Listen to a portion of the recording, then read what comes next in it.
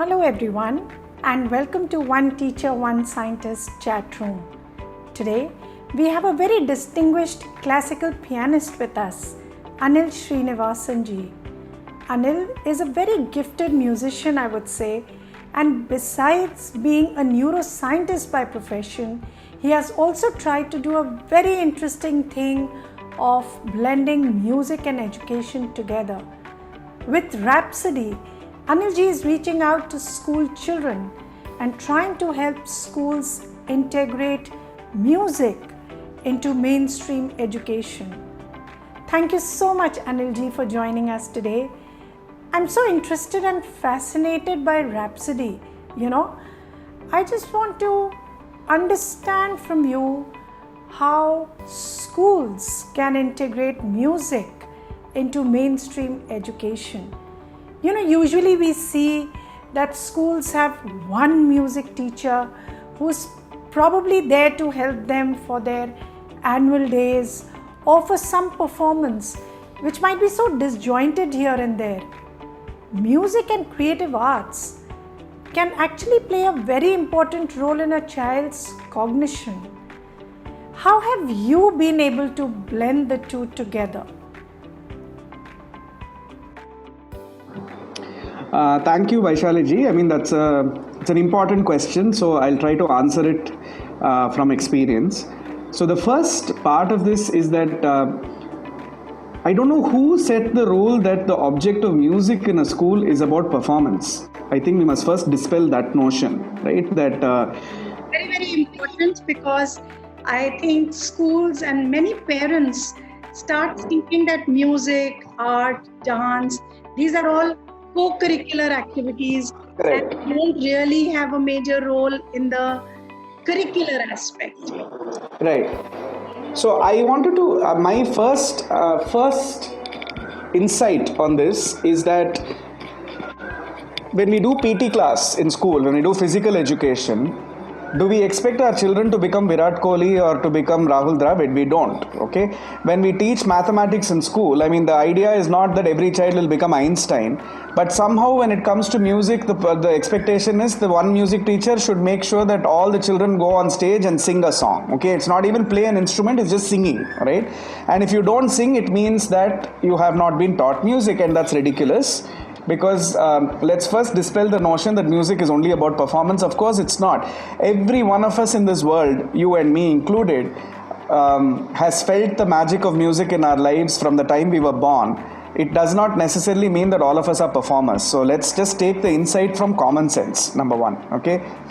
The second part of it is that too often the assumption is further made that music is equal to classical music, okay? And other forms of music are strongly discouraged, right? And some schools, which are the fancier schools, will want to take Western music in. And again, that's because of parental demand that, children ko kuch keyboard sikhaye or whatever, which is, again, the school is not the place for these things, right? So one of the important things we need to learn is you need to understand what a child is saying to you and talk to children and not talk at children, right? And that's another big mistake that educators make. Very, very powerful statement, because this changes the perspective of education. So a child, if you leave him alone, right? If a child is hungry for some time, he will start singing a song, Bhuka hoon, he'll start singing that song for himself. A child is automatically inventive, creative, and making their own tunes up whenever they feel like it. If you say, go and talk to Vaishali ma'am, they'll make a tune out of it and they'll start singing, go and talk to Vaishali ma'am. You talk to a child, he'll start making up his own tunes. And instead of encouraging that creativity, and that's the whole aspect of musical intelligence that we need to pick up on, right? We end up saying, chup rahe, don't make that noise. Instead, you all now sit and I've seen some very ridiculous situations emerge, which is that in a hot climate like Tamil Nadu, when I go into a school and if children are being taught rain, go away, come back another day or whatever it is, and you start thinking what's going on, yeah? Or I actually went into a school in Ahmedabad and they're singing, it's beginning to look a lot like Christmas and the air is filled with snow. And where does a kid in Ahmedabad know anything about snow? Okay, and it's completely disconnected to the reality that no wonder they think of it as one fun class, and then nothing is actually happening, right?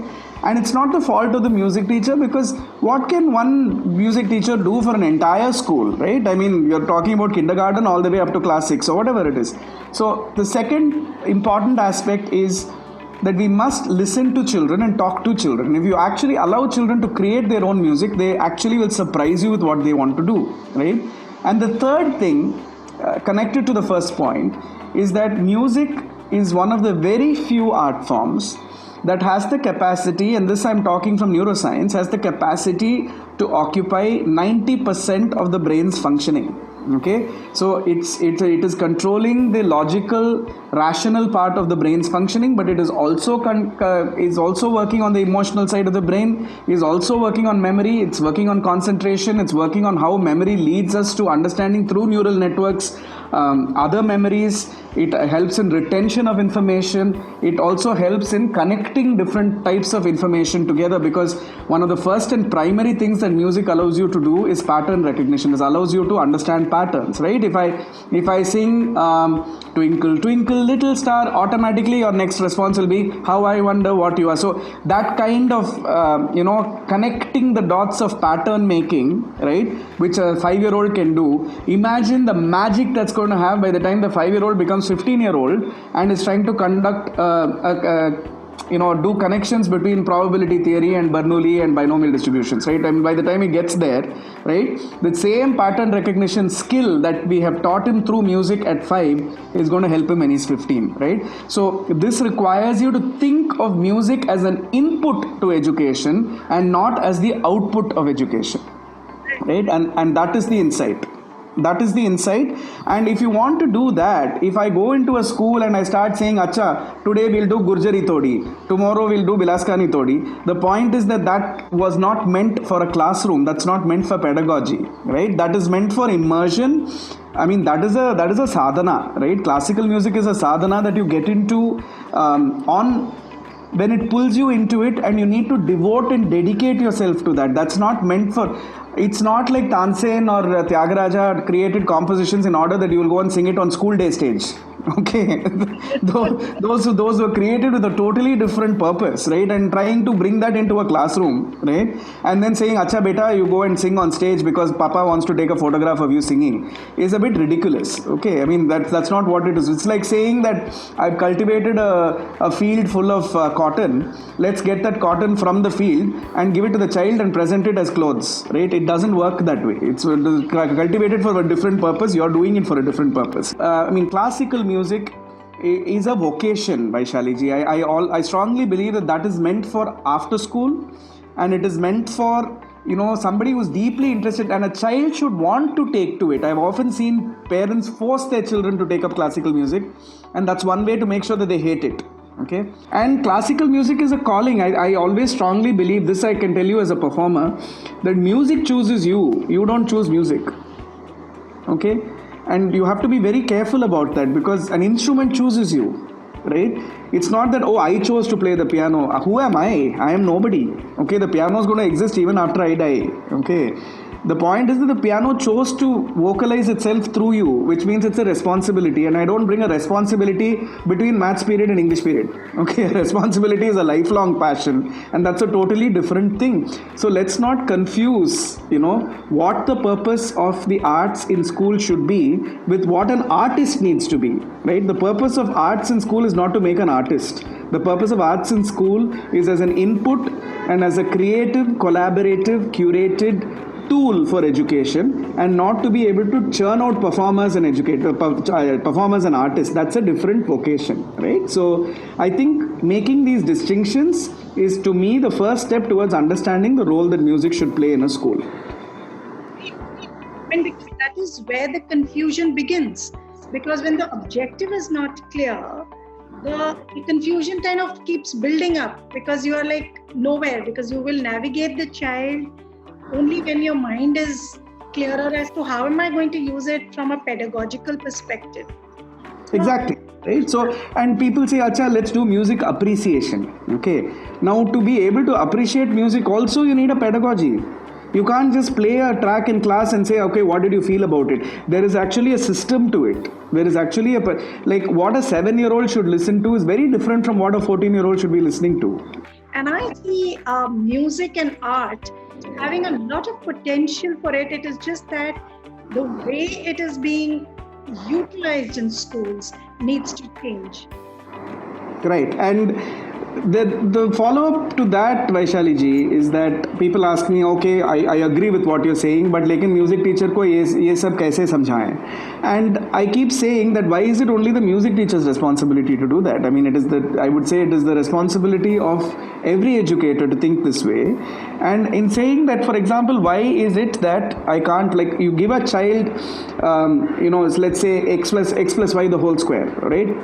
If I were to make it into a song, what would it be? It would be x plus y the whole square is x square plus y square plus 2xy. If you know the formula, you'll know how and you'll know why. A plus b the whole square is a square plus b square plus 2ab. If you remember this way, you will always be happy. I'm just making that song up now at the moment, but if I actually do this in a class, I know that the child is automatically hooked to what I'm doing because he's fascinated, right? I can actually see the child's jaw dropping and going, like teacher suddenly singing. And secondly, he's remembering it as a song. He will never forget it for life because, as I said, 90% of the brain is occupied when he's listening to this as a song. The whole day he will be singing this. What we did at Rhapsody, Vaishali ji, is that along cognitive dimensions, namely memory, thinking, logic, being able to think through, problem solve, and then along emotive dimensions such as moods, empathizing, sympathizing, listening with greater attention. Then we looked at action skills such as, can music make me do some action, right? So it's starting with when you're happy and you know it, clap your hands, starting at that level, right? But also going into deeper levels of action skills. Then we looked at discipline, and then we looked at creative expression, and I came up with a skill grid, which is actually 31 skill sets that are mapped to music. And then from those skill sets, we derived lessons along CBSE guidelines, right? So term 1, term 2, term 3, from kindergarten all the way up to class 8, and mapped math, science, language as well as social sciences along the skill dimensions and made it into songs. And that has now become the syllabus that we use in schools. Very nice. How interesting. And I'm sure, with such an input, the child will never forget. And there would be like a lot of involvement, a social and emotional involvement of the child. I mean, and that can actually be so powerful, and it will stay with the child forever. Absolutely. And it's also not to say that I discourage performance. That's not what we are saying. Performance is one aspect of music. So, there are some children who like to perform and many children who don't. So we have to, that's what I come back to what I said initially. You have to listen to the child and ask him what he wants to do, right? Because not every child is comfortable standing in front of strangers and performing. They're not, Many of them just want to be left alone, but that does not mean that he or she did not enjoy music. They probably absorbed it in their own way, right? And it will reflect in later life in some other way. You can't say, oh, he did not sing on stage, so he did not learn, And as such, if you look at it, music is such an integral part of our lives, right? From the time the child is born, the mother is singing a lullaby to the child. There comes music. Correct. And, it is often seen that music sort of brings a lot of intuitiveness in a child. Like, something that is really missing in today's education system is the intuitive aspect of the child. How children are mechanically studying. The role of intuition, building intuition, has really gone down. And I see music and art is a very powerful tool to actually build that intuitiveness, and that's the very important aspect of the right side of the brain. What is your take on it? So I will respond on two levels. Obviously, I completely concur with you. And now research is telling us it's not right side, left side anymore as much as front side and back side. Okay, I mean physiologically. Okay, because to me any side that has music is always the right side. So one of the exercises or one of the applications we do, Vaishali ji, and it's greatly successful, is when we get children to make up their own songs. Okay, so in fact the children co-create the melody along with the teacher. We have lessons like that, and that brings out so much insight, so much of creativity, and so much of what you're talking about is the intuition. I will classify as insight actually. The child is able to intuit automatically what his or her friends would like to listen to, and they create poems and they create songs out of those poems on their own without any help actually. You give a child a crayon and he goes and scribbles on a wall, the child will own that wall for life, because for him that wall is special because some imprint of him is left on that wall, right? It's the same thing with a song. If you like when we co-create songs with children, especially some of the younger children, say grade 2 or grade 3, they'll all put up their hands and say, sir, I was the one who gave that word. And another child will say, sir, that second line I only wrote. And they're so thrilled with the fact that they created that song. Now imagine, Vaishali ji, that child will remember that song even when he's 40. And he's going to say, I helped create that song, I always say that when they co-create something with their peers, with their teachers, there is a huge amount of responsibility that gets into a child. And these children become risk takers. They do.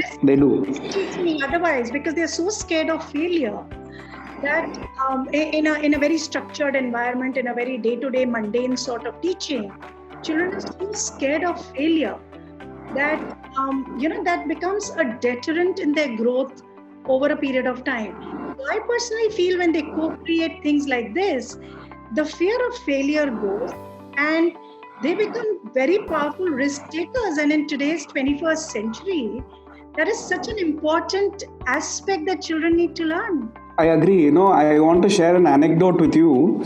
So we 70% of the children that we reach out to through Rhapsody are children from the resource deprived schools, right? So children coming on from government-run, government-aided schools, although we do of course work with private schools as well.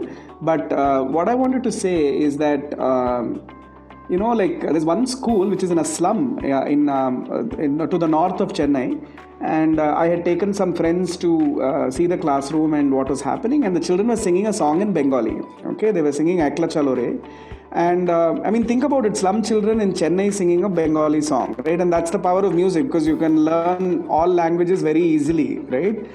And the gentleman who was with me is Gujarati, and he said, Acha, I will teach you a Gujarati song, will you learn? And first, one of the girls said, what is Gujarati? And then he said, it's a language of Gujarat, which is where I come from. And so the child immediately looked at her friend next to her and she said, yeah, just another language, no? Bring it on, we'll sing it. That's the confidence, that they have, because then that child got up and she said, we've now done songs in Tamil, we've done in Telugu, we've done Hindi, we've done Kannada, we've now done Bengali, now we've done Gujarati also. So they said, it's not a problem for us, you can give us any language, we can sing, right? And they actually sang a song with that gentleman. And I'm saying that risk taking that you're talking about, that if we can encourage more and more and more, right? Then we have done our job as educators, right? I mean, it's very easy to fall into the trap of making everything about, becoming a musician, right? And I'm not saying that that's not an important thing, but out of 100 children, maybe 1 or 2 want to become musicians. Why am I wasting the entire pedagogy for those 1 or 2 children when the remaining 98 are not getting engaged? A lot of people have interpreted that very literally to mean, Acha, we will have music class. No. Art integration actually means that art is integrated into subject learning, right? And that's the kind of thing that I'm talking about here and you're talking about here, right? That integration comes when you get the insight that art and music should be inputs to education and not outputs. I will keep saying that again and again. The child actually getting opportunities to develop that abstract thinking. And in today's time with machine learning, artificial intelligence, everything will take over the concrete part. It's the abstract thinking, I think, where human beings will play a role. Absolutely, right? And I think this is an important time to revisit what is the role of a school? What is the utility of a school? What is the role of the teacher? What should education be doing right now, right? I mean, because if we are only there to impart knowledge, knowledge is very easily available now. I think we have to go beyond knowledge, right? I think we need to be going beyond fact, beyond cold rational derivation. We need to actually start getting into what was traditionally called the softer skills, but they're not softer skill. Those are the skills of what makes human beings human. That creativity, right, which is going to be, according to me, the language of the 21st century is creativity, right? And the language of the 21st century is collaboration. The language of the 21st century is co-creation. And unless we create syllabi that lead to creativity, collaboration and co-creation, then we are not being educators at all. And I think that the one way to look at it, therefore, is what does art and music integration truly mean, right? It is not just having one class for music. It is about how can I connect, how can I use that music to make that child intuitive, take risks, make that child more aware, more alert, more active and happier coming to school. And to reimagine that, I mean, I would like to think that what we are doing at Rhapsody is doing that, but that's really the purpose of what I'm doing. You know, that's really the golden, pot of gold that I would like to reach, that I would like every child, in this country, regardless of what background they come from, have an equal opportunity to exercise their imagination. That's my vision. In fact, Bombay Jayashree ji, who's our famous Carnatic vocalist that we've all heard of, Jayashree ji calls it listening to life. And I think that's a very lovely phrase, because a child is always listening to life. And if you listen to life, you are listening to the rhythms of your life. If you're listening to the rhythms of your life, you're listening to the music of your life. Music is part of your life. There's a famous quotation, and I love it. A child, before he writes, learns to draw. Okay, before he walks, he's actually dancing. Okay, before he can speak, a child is singing. Okay, so art is far more fundamental to human life and human existence than speech, than writing, than anything which is a learned form of expression. And the purpose of education cannot be to suppress nature; it has to be to encourage nature. It has to be in sync with nature. Yeah. Where that synchronicity has to be maintained, and that is where we as a human race are being left behind, and we are so scared of machine learning and artificial intelligence taking over our lives, because somewhere we've lost that synchronicity. And one thing I keep telling people, in school we are taught maths and physics and chemistry. Nobody teaches you what love is. Nobody teaches you empathy. Nobody teaches you, what is good behavior. Unfortunately, nobody does, and you are forced to pick up these things on your own, and like in every other subject, there are good students and there are not so very good students. That's the problem. I think, and music and art can fix that, right? So make it an integral part of education. In fact, I don't call it art integrated education. It should be education integrated with art. Okay. I don't think art is an external input or an extraneous input. It is there within the education itself. We just have to please think of it as a, that particular painting which you've kept covered with a cloth. Just remove the cloth. It will take care of everything else, Thank you so much, Anilji, for sharing. Pleasure. Yeah. No, my pleasure, and my best wishes to you for doing a lot more of your work and doing a lot of it. Please continue to evangelize this space, and you carry our best wishes with you. Thank you so much, and I just hope that together we can help children connect with their inner world and help them be more creative in their journey. Thank you so much.